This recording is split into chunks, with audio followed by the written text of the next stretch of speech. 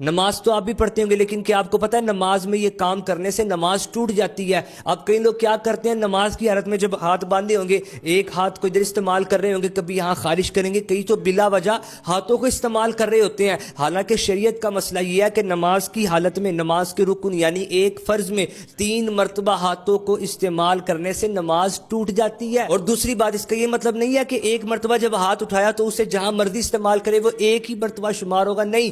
اگر کسی نے ایک مرتبہ اٹھایا، اسے 3 جگہ یا 3 مرتبہ استعمال کر لیا تو وہ 3 مرتبہ ہی کہلائے گا، اور اس کی نماز عمل کثیر کی وجہ سے ٹوٹ جائے گی۔ اگر نماز میں ضرورت پڑتی ہے تو ایک مرتبہ استعمال کرے، پھر ضرورت پڑتی ہے پھر استعمال کریں، پھر اگر ہاتھ استعمال کرنے کی ضرورت پڑتی ہے تو اگلے فرض کا انتظار کریں۔ اور یہ نماز کا مسئلہ آپ نے اپنے تک نہیں رکھنا، بلکہ اس کو لوگوں میں شیئر کریں۔ اگر میرے اور آپ کی وجہ سے لوگوں کی نماز ٹھیک ہو جاتی ہے تو یہ کتنا بڑا ثواب کا کام ہے۔